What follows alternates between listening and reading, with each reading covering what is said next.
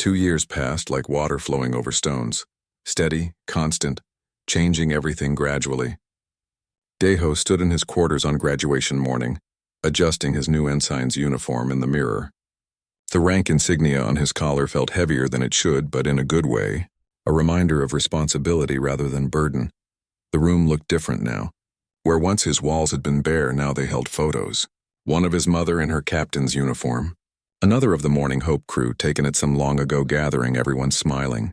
A picture of him and Minho at the academy gates on their first day, both looking nervous and young.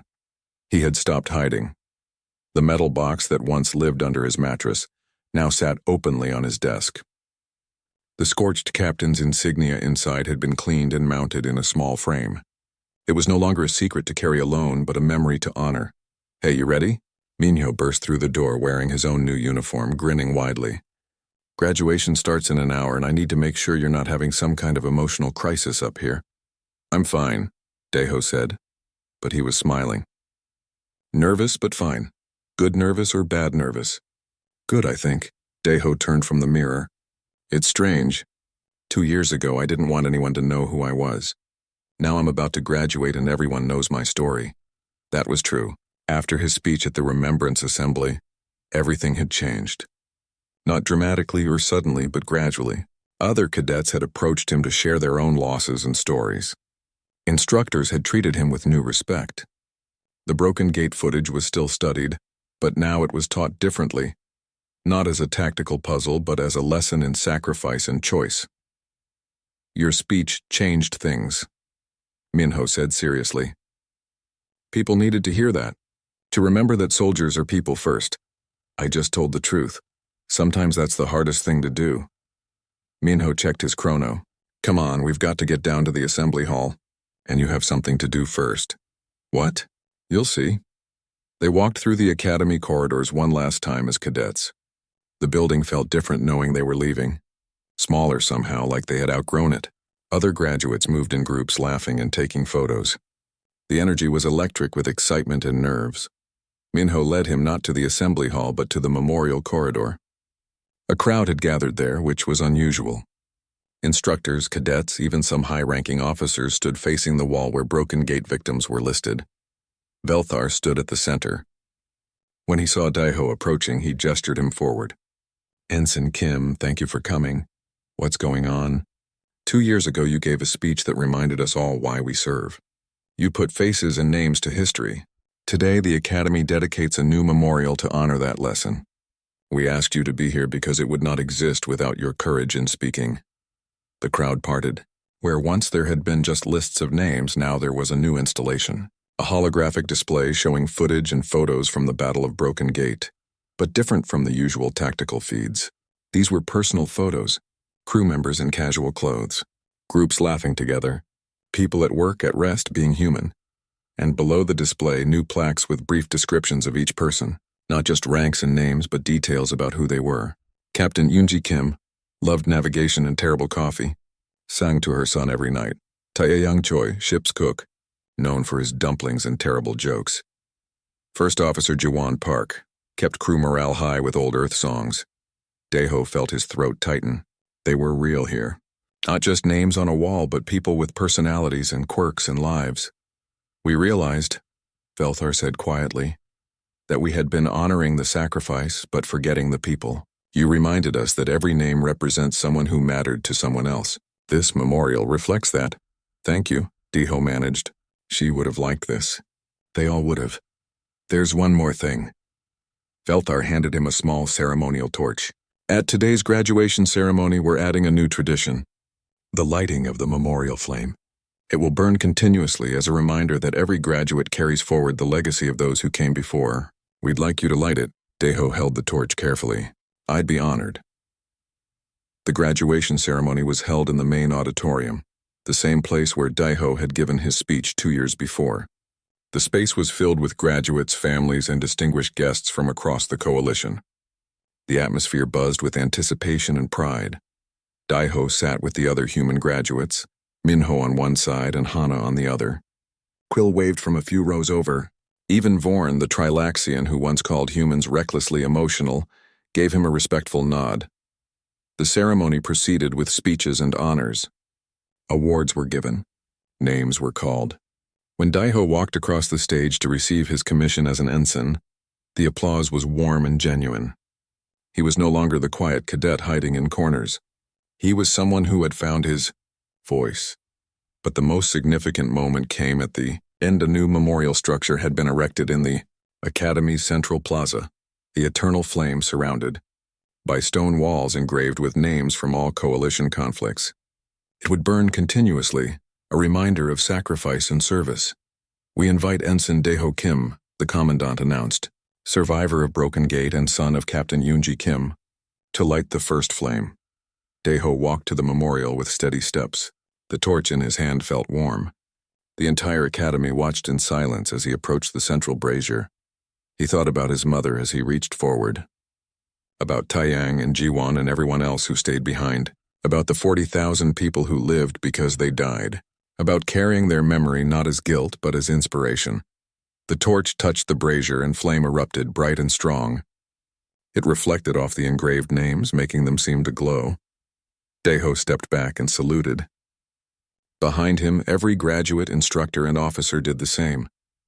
They stood together, united across species and culture, honoring those who gave everything. Later, after the formal ceremony ended and celebrations began, Daeho found a quiet moment alone at the memorial.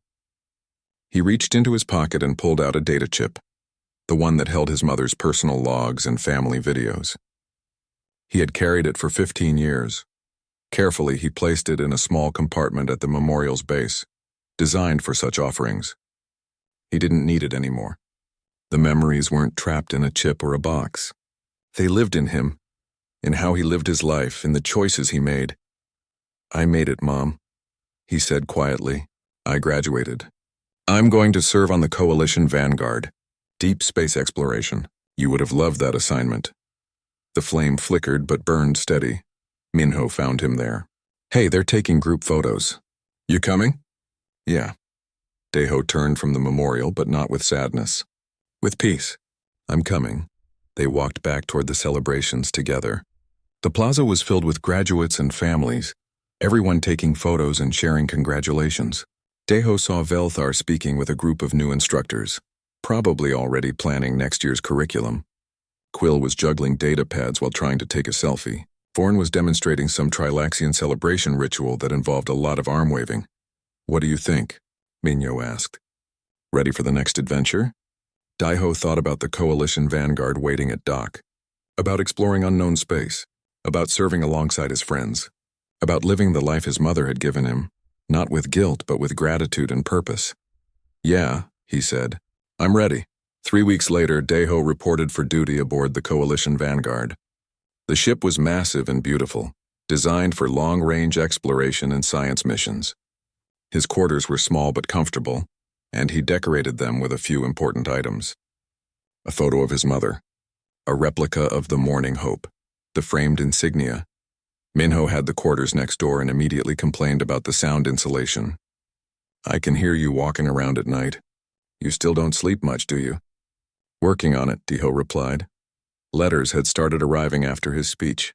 At first just a few, then dozens, then hundreds. People from across the galaxy writing to share their own stories. Some were survivors like him. Others had lost people in the wars.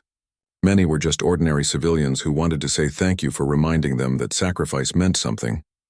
One letter stood out. It came from a woman named Sora Lee, written on actual paper and delivered through official channels. "Dear Daeho," it read, "I don't know if you remember me. We've never met. But 15 years ago I was evacuated from the colony worlds. I was 7 years old. I was on one of the ships your mother protected." The letter continued. Sora had grown up, become an engineer, gotten married. She now worked designing better emergency systems for colony ships. Because of Captain Kim and the others, 40,000 people got to live their lives. I got to live mine. I have 2 daughters now. We named one Yoonji after your mother. I wanted you to know that her sacrifice didn't end with saving us that day. It ripples forward through every life we touch, every child we raise, every person we help. Daeho read that letter 3 times, then carefully stored it with his other important possessions. Sora was right. The sacrifice at Broken Gate hadn't ended when the ships exploded. It continued in every person who lived because they died, in the families those people built, in the work they did, in the kindness they showed others.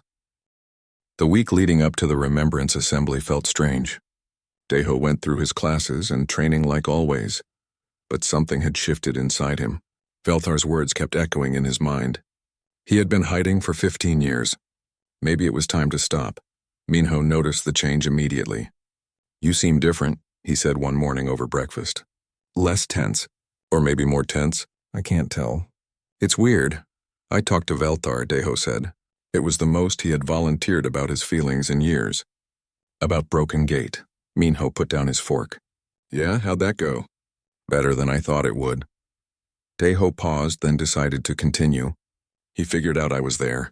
That I'm one of the survivors." "Wait." Minho's eyes widened. "You were actually there? At the battle? You never told me that part.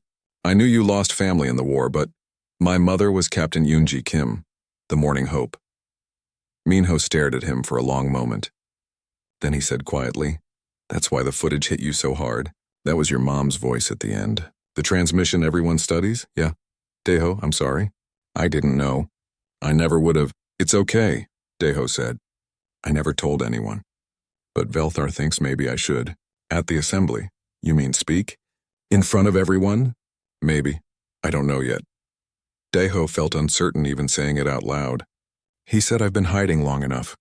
That my mother wanted me to live, not just survive." Minho reached across the table and gripped his shoulder. "Whatever you decide, I've got your back. You know that, right?" "I know. Thanks." That afternoon, Minho apparently talked to Velthar without telling Daiho. Because when Daiho returned to his quarters that evening, there was a formal request waiting on his tablet. The Academy's human delegation wanted him to represent them at the assembly, to speak on behalf of all human losses during the Coalition Wars. His first instinct was to refuse. But then he thought about what Velthar had said, about honoring his mother by living fully instead of hiding, about letting people know that the dots on sensor displays were real people with names and lives. Before he could change his mind, he accepted the request. The next few days were a blur. He had to write a speech, coordinate with other delegation representatives, attend planning meetings for the ceremony. Every time he opened the document to write, his mind went blank. What could he possibly say that would matter? On the third day, he visited the Academy's memorial wall. It was a long corridor lined with names. Every coalition soldier and civilian who had died during the wars. The names were organized by species and conflict. Thousands upon thousands of them. He found the Broken Gate section, 3 columns of names representing the 3 ships. And there, in the middle of the Morning Hope list, was his mother's name, Captain Yoonji Kim. Next to her was Taeyang Choi. Below them, First Officer Jiwon Park. All the names he remembered. All the faces that still appeared in his dreams. He reached out and touched his mother's name. The metal was cool under his fingers. "I don't know what to say," he whispered to the wall. "Everyone wants to hear about tactics and strategy. But that's not what mattered, was it? You weren't thinking about tactics. You were thinking about me. About the other kids. About all those families behind us." The wall didn't answer.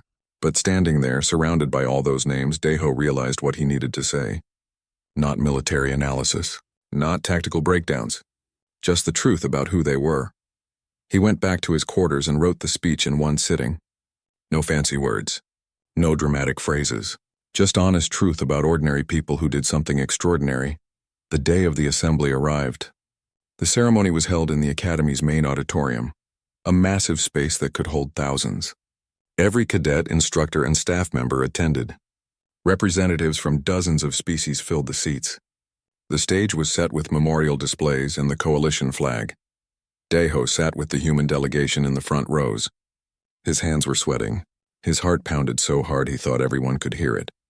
Minho sat beside him, occasionally giving him encouraging nods. The ceremony began with traditional honors, speeches from high-ranking officers, musical performances from different cultures, readings of names from various conflicts. It was dignified and moving, but also felt distant, like watching history instead of feeling it. Then Velthar took the stage. "We now invite representatives from each species delegation to speak on behalf of their fallen." First representing humanity, Cadet Daeho Kim. Daeho stood on shaking legs. Minyo whispered, "You've got this."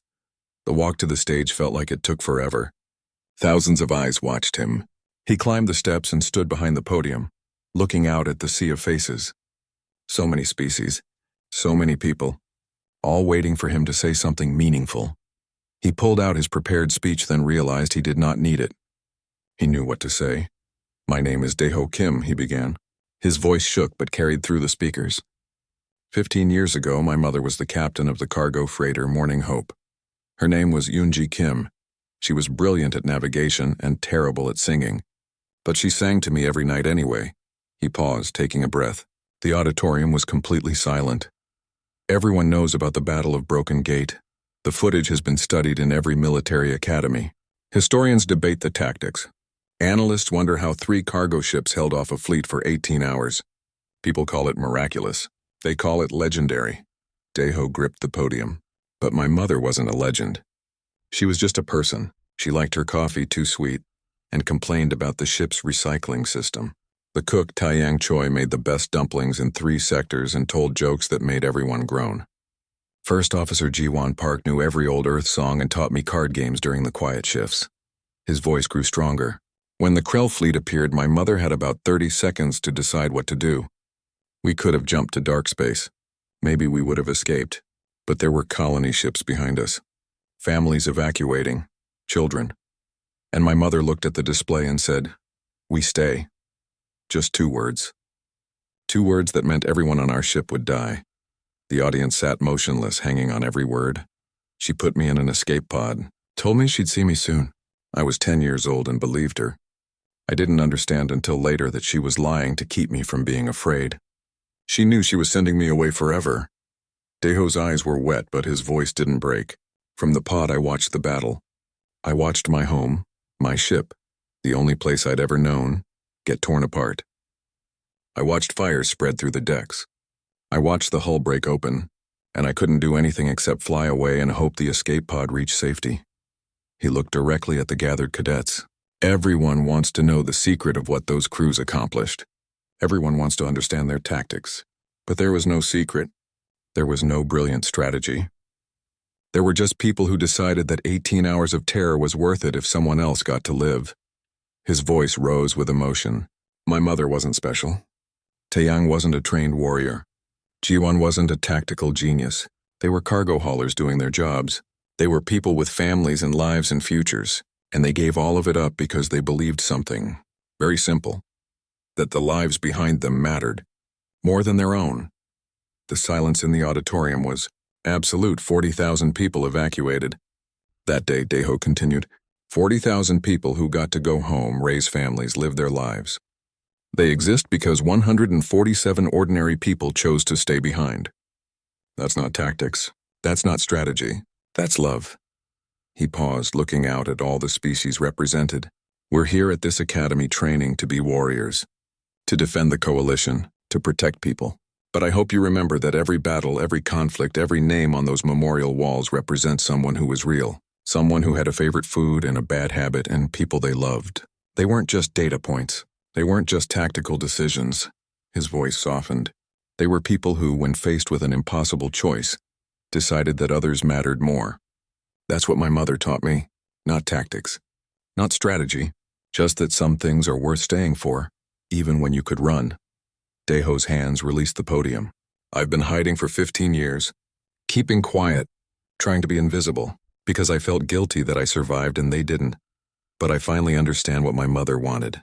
She didn't save me so I could hide. She saved me so I could live, so I could tell people that she existed, that she mattered, that they all mattered. He looked directly at Veltar, who stood at the side of the stage. The instructor nodded encouragement. So I'm telling you now, Daeho said, his voice clear and strong. My mother was Captain Yoonji Kim, and she was real. She wasn't a legend or a miracle. She was a person who loved her son enough to send him away and stay behind to die, and I will spend the rest of my life trying to be worthy of what she gave me. He stepped back from the podium. Thank you. For 3 long seconds, the auditorium was silent. Then slowly people began to stand. First the officers, then the instructors, then the cadets. One by one, every person in the auditorium rose to their feet in a gesture of respect that transcended any single species or culture.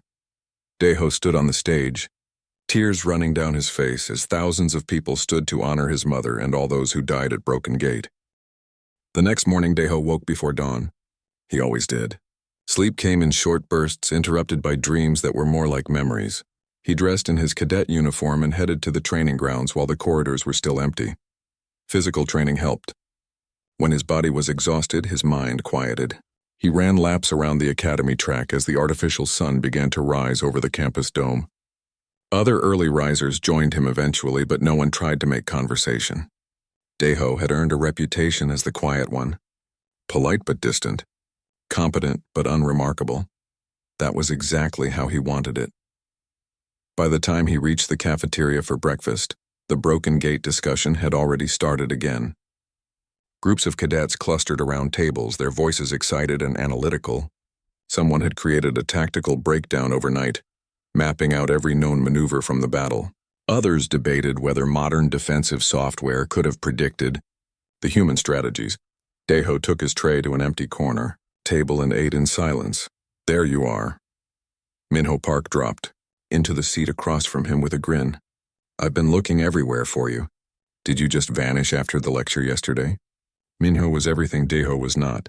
Outgoing, confident, always at the center of any social gathering. They had been assigned as roommates in their first year, and somehow became friends despite being opposites.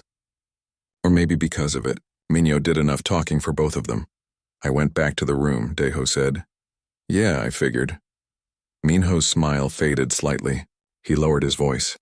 That lecture was rough, huh? I know Broken Gate is a tough subject for you. Deho's hand tightened around his fork. Minho knew, not everything, but enough. He knew Deho had lost family in the war. He knew the topic was painful. He did not know the full truth because Deho had never told him. I'm fine, Deho said. You always say that. Minho leaned forward. Look, I get it. You don't like talking about personal stuff. But if you ever want to, you know I'm here, right? I know, thanks. Minho studied him for a moment, then seemed to decide to let it go. All right. Anyway, we've got combat simulation this afternoon. Guess what scenario they picked? Deho looked up sharply. Yeah. Minho grimaced. Broken Gate, they're having us run through it in teams. Try to match what those freighter crews did. Should be interesting.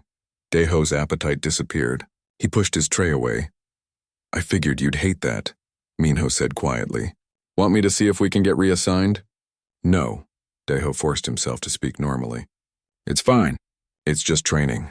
But it was not fine. The combat simulation lab was massive, filled with pod stations where cadets could pilot virtual ships through historical scenarios. Instructor Velthar stood at the front, his multiple arms gesturing as he explained the exercise. You will be divided into teams of 3, Velthar said. Each team will control one of the freighters. Your objective is to hold off the Krell fleet for as long as possible, while protecting the evacuation convoy. The simulation uses the actual sensor data from the battle, so the enemy numbers and capabilities are historically accurate. A Quellan cadet raised an arm. What is the success condition? How long do we need to survive? The real cruise held for 18 hours, Velthar replied. I expect none of you will match that. Your goal is simply to understand the challenges they faced and make tactical decisions under pressure. This is about learning, not winning. Deho was assigned to a team with Quill and a human cadet named Hana. They took their positions in one of the simulation pods, strapping into the seats that would mimic ship movement and damage. The simulation began. Immediately, chaos. The Krell fleet appeared on sensors, dozens of ships emerging from dark space in a coordinated assault pattern. Alarms blared. The simulation's AI populated their crew stations with virtual personnel, who shouted warnings and damage reports. Hana took the pilot seat. Quill handled weapons. Deho was assigned to shields and damage control. They're coming in fast, Hana said, her voice tense. I'm trying to angle us to protect the convoy, but there are too many of them. Firing everything we've got, Quill added. The improvised weapon systems were clunky and slow. Nothing like proper military equipment. These missiles are barely scratching their shields. Deho watched the damage indicators climb. Hull breaches on 3 decks. Shield generators overloading. Power systems failing. The freighter was already critically damaged and only 8 minutes had passed. "We need to reroute power from life support," Daeho heard himself say. His voice sounded distant, like it belonged to someone else. "It'll buy us another few minutes of shield strength." "That'll kill the crew sections," Hana protested. "They're already dead," Daeho said quietly. "We just haven't admitted it yet." Hana and Quill exchanged glances but did as he suggested. The shield stabilized briefly. They managed another 4 minutes before a Krell destroyer fired a plasma barrage that tore through their starboard side. The simulation ended with their ship exploding. "Total survival time, 12 minutes. Vilthar's voice came through the speakers. "Team 7, your survival time was respectable for a first attempt. However, you only delayed the Krell advance by 40 seconds. The historical crews managed to keep the enemy engaged and distracted for hours. Reset and consider what you might do differently." They ran the simulation 3 more times. Their best attempt lasted 17 minutes. Each time the freighter was destroyed. Each time the evacuation convoy was caught and slaughtered shortly after. "This is impossible," Hana said after their 4th failure. "How did they do it?" "The sensors, the weapons, the shields, everything is too slow, too weak. There's no way to fight that many ships with this equipment." "Maybe they got lucky," Quill suggested. "Random variables that the simulation can't account for." Daeho sat in his seat, staring at the blank screens. He could hear his mother's voice in his memory, calm and steady even as the ship fell apart around her. He remembered Taeyang welding emergency patches with kitchen equipment, Jiwon singing to keep everyone focused when panic threatened to take over. It was not luck. It was not tactics. It was not anything the simulation could teach. They didn't fight to win, Daeho said quietly. They fought to buy time. Every second mattered. They knew they'd die, so they didn't waste energy trying to survive. They just focused on keeping the Krell busy as long as possible. Hana frowned. "But that's what we're doing." "No," Daeho shook his head. "We're trying to survive while buying time." They'd already accepted they were dead. It changes everything. When survival is off the table, you can do things that don't make tactical sense. You can ram your ship into theirs. You can vent your oxygen to create a distraction. You can sacrifice every system on the ship if it means 1 more minute for the convoy. The pod was quiet. "That's really dark," Quill said softly.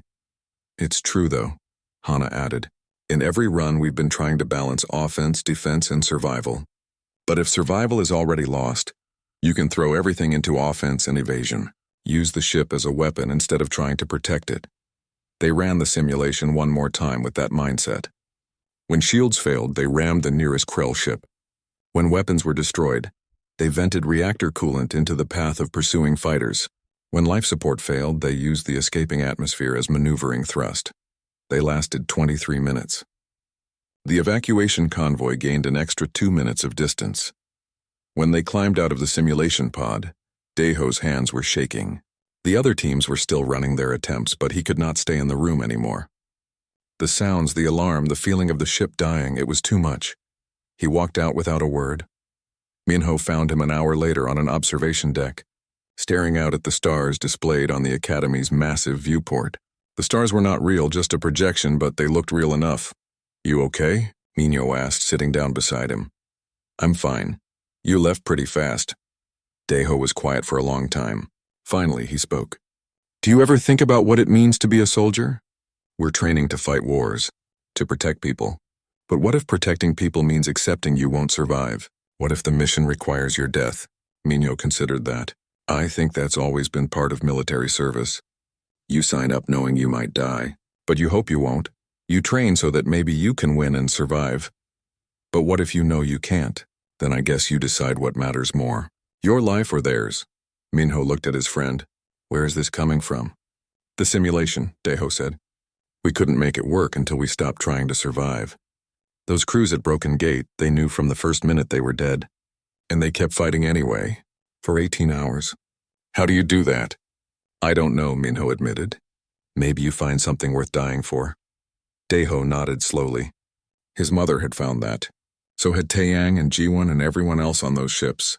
They had found 40,000 reasons to stay when every instinct screamed to run. He carried their names in a metal box under his mattress. He carried their sacrifice in his memory, but he had never shared that weight with anyone else. Maybe it was time someone knew the truth. Daeho could not sleep again that night. The simulation had dragged up memories he usually kept locked away. He lay in his bunk, listening to Minho's steady breathing from across the room, and stared at the ceiling until he could not stand it anymore. He dressed quietly and left the quarters. The academy hallways were empty at this hour, lit only by dim night cycle lights. His feet carried him without conscious thought to the observation deck on the tower's upper level. The deck was a large circular room with floor-to-ceiling windows that displayed a perfect recreation of the galaxy beyond the academy station. It was meant for quiet study and reflection. Most cadets avoided it, preferring the livelier common areas. Daeho pushed through the door and stopped. Instructor Velthar stood at the far window, his 6 arms folded behind his back, gazing out at the projected stars. The Quellan turned his head slightly as Daeho entered. "Cadet Kim," Velthar said, "I wondered if you might come here eventually." Daeho hesitated. He could leave, apologize for the intrusion, and walk away, but something about the instructor's tone made him stay. "I'm sorry, sir. I didn't mean to interrupt." "You're not interrupting." Velthar gestured to the window beside him. "I often come here when sleep is difficult. The stars help me remember perspective. That our individual troubles are small against the vastness of everything else." Daeho walked over slowly and stood near the instructor, though not too close. They looked out at the projected galaxy in silence for a moment. "Do you find that comforting?" Daeho asked. "That your troubles are small?" "Sometimes," Velthar replied. "Other times it reminds me that small troubles can still matter very much to the people experiencing them." He turned to face Daeho directly. "You've been different this week. Since the Broken Gate lecture, I've noticed you withdrawing, becoming even quieter than usual, and your performance in the simulation today was unusual." "Unusual how, sir?" "Your team's final attempt showed tactical insight beyond your training level. You understood something about that battle that your classmates did not. You knew what those crews were thinking because you thought like them." Velthar's eyes were sharp but not unkind. "Most interesting was what you said, that they had already accepted death. That is not something a military student deduces from sensor logs and historical analysis." Daeho's throat felt tight. He said nothing. "There is no record of survivors from those 3 ships," Velthar continued.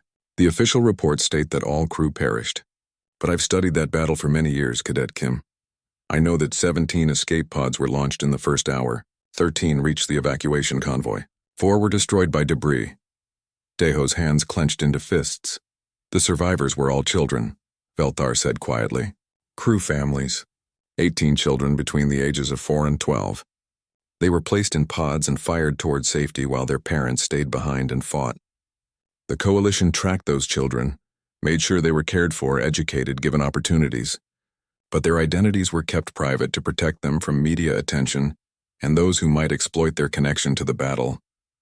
Daeho felt like he could not breathe. After 15 years of silence, someone had figured it out. "Someone knew I was there," he said finally. The words came out barely above a whisper. "I was 10 years old. My mother was the captain of the Morning Hope. She put me in a pod and told me she'd see me soon. She lied so I wouldn't be afraid." Velthar was quiet, letting him speak. "I watched from the pod's viewport," Daeho continued. His voice was steady, but his eyes were wet. "The pods had tiny windows. You could see out, but barely. I watched our ship, my home, get hit over and over. I saw the fires spreading. I saw the hull break apart, and I couldn't do anything. I was just a kid strapped into a pod flying away while everyone I knew died." "I'm sorry," Velthar said. There was genuine grief in his voice. "That is a burden no child should carry. Everyone wants to understand that battle," Daeho said, his words coming faster now. "They study it, analyze it, debate tactics and strategies, but they don't understand the simplest part. My mother was the captain. She was brilliant and careful and always calculated the odds. She knew exactly how that battle would end. They all did. The cook, Taeyang, he made the best food, always singing while he worked. First Officer Jiwan told terrible jokes and taught me card games.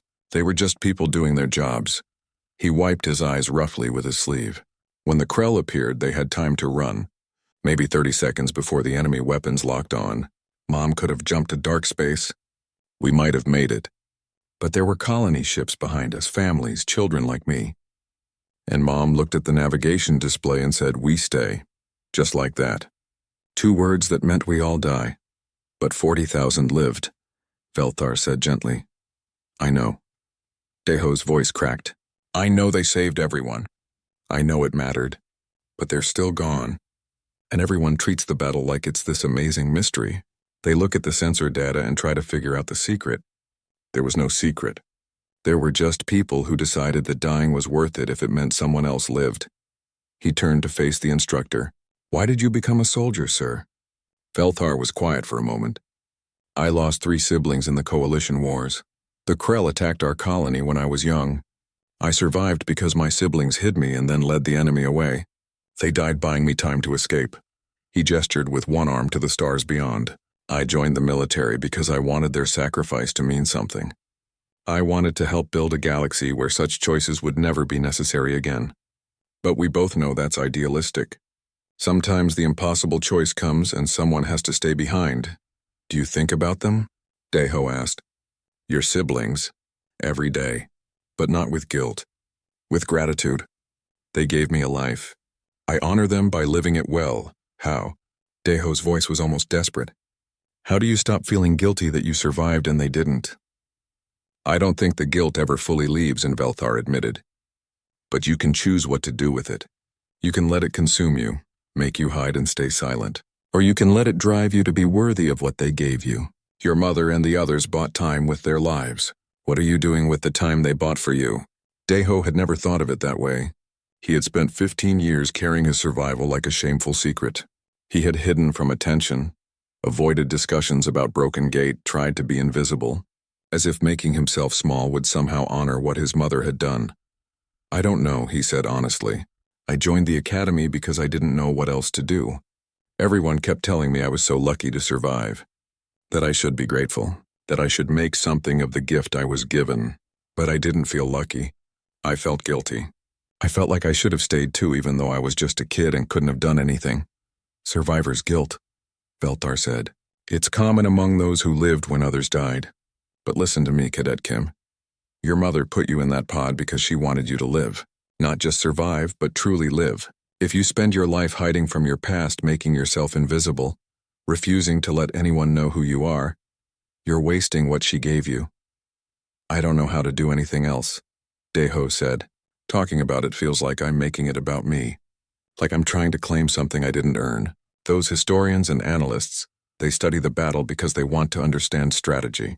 But I was there and I still don't understand. I don't understand how my mother stayed calm when everything was falling apart. How Taeyang kept making jokes even when we were all terrified. How Jiwon sang songs while the ship burned. Maybe there's nothing to understand, Velthar said. Maybe it was simply love. Love for their crew, for their duty, for the people they were protecting. Love is not a tactic. It cannot be analyzed or simulated. But it's the reason people stay when they could run. Deho looked out at the stars again. Somewhere out there, 40,000 people were living their lives. Working, laughing, raising families. They existed because his mother and 146 others chose to die.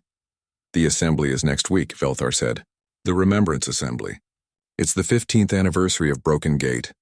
The Academy will honor all who fell during the Coalition Wars, but this year will focus particularly on that battle. I know, Deho said quietly.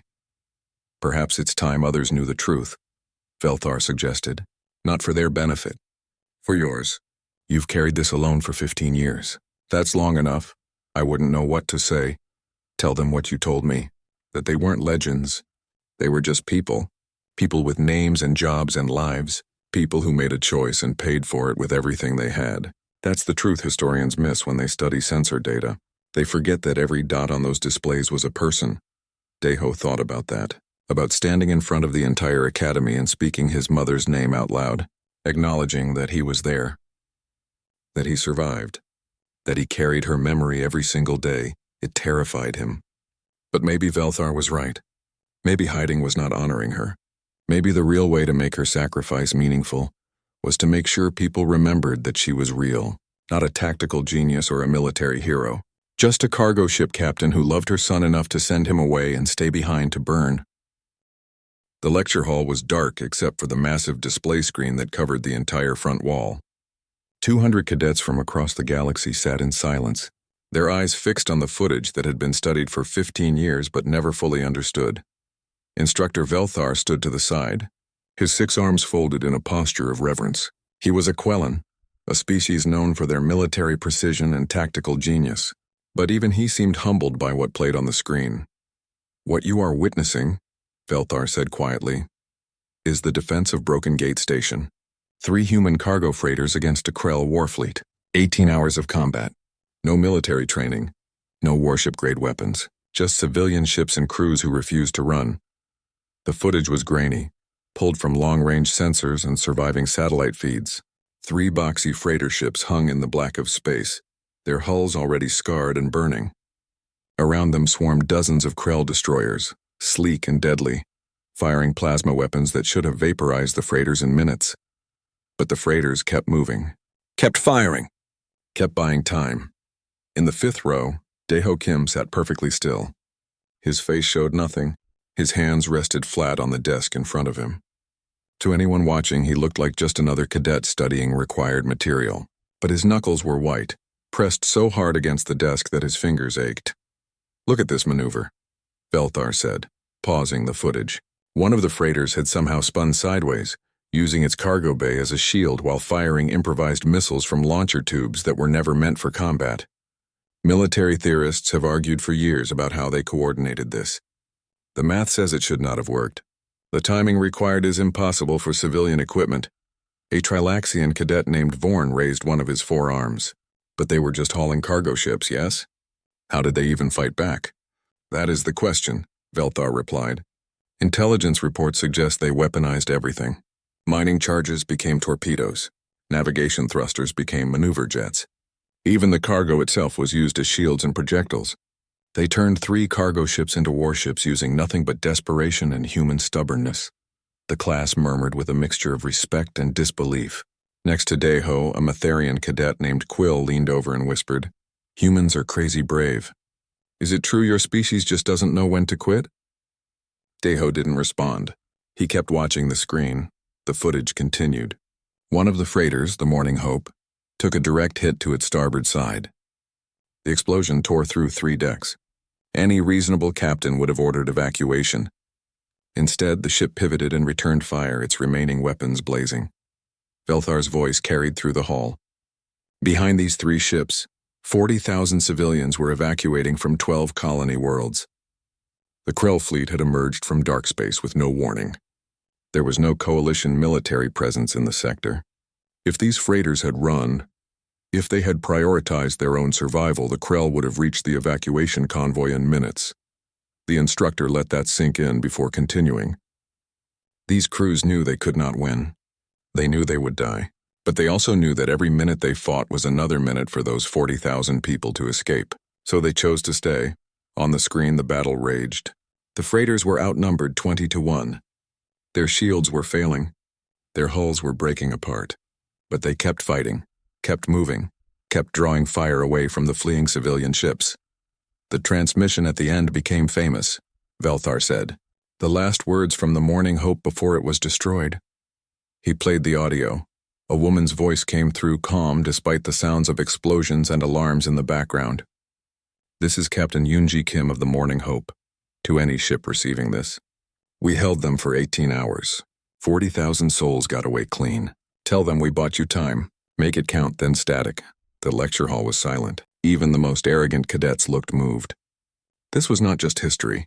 This was sacrifice on a scale that transcended species. Daeho closed his eyes. He had heard his mother's voice every night for 15 years in his dreams. Hearing it in the lecture hall, surrounded by strangers who would never understand, made his chest feel like it was being crushed. The Morning Hope. The steady horizon and the new dawn, Velthar continued.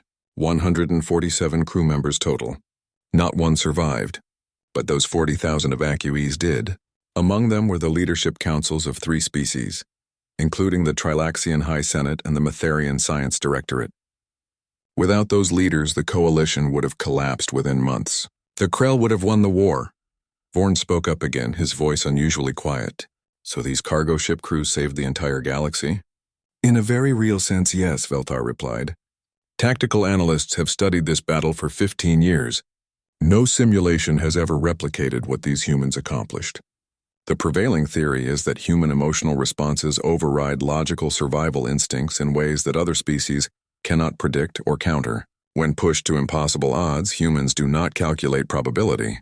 They simply refuse to quit. The other cadets began talking among themselves, debating tactics and theories. A Quellan named Ixalar argued that the humans must have had hidden military experience. A human cadet from Earth disagreed, insisting it was pure improvisation born from panic. Deho gathered his tablet and datapad, moving slowly and deliberately. He did not join the discussion. He did not offer theories. He simply stood and walked toward the exit.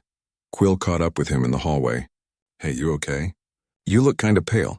"I'm fine," Deho said. His voice was steady but quiet. "Just tired." That footage was intense, right? I mean, I've seen battle recordings before, but something about that one just hits different. Maybe because they were just regular people, you know? Not soldiers, just people doing their jobs who got caught in something terrible and decided to fight anyway. Deho nodded but said nothing. He kept walking. "Minho was looking for you earlier," Quill added. "Said something about training schedules tomorrow. You should check in with him." "I will. Thanks." Quill watched him go, concerned but not pushy. Everyone dealt with heavy lessons differently. Some cadets needed to talk it through. Others needed space. Quill figured Deho was the latter. Back in his quarters, Deho locked the door and sat on his bunk. The room was small and sparse, standard academy housing. A desk, a locker, a narrow bed. He had few personal possessions.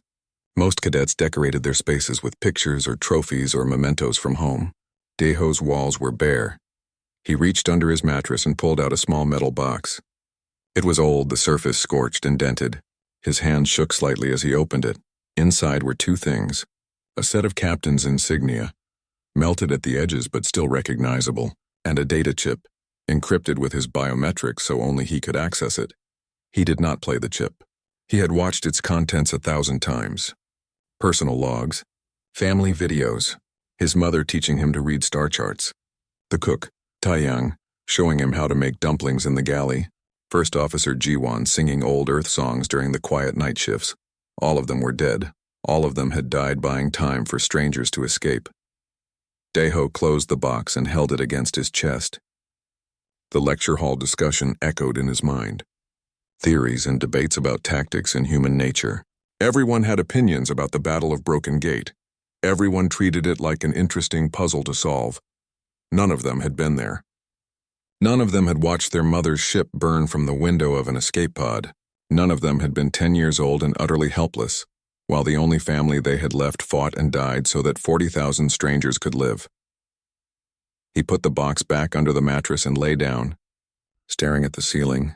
Tomorrow there would be more classes, more discussions, more analysis of the battle that had taken everything from him.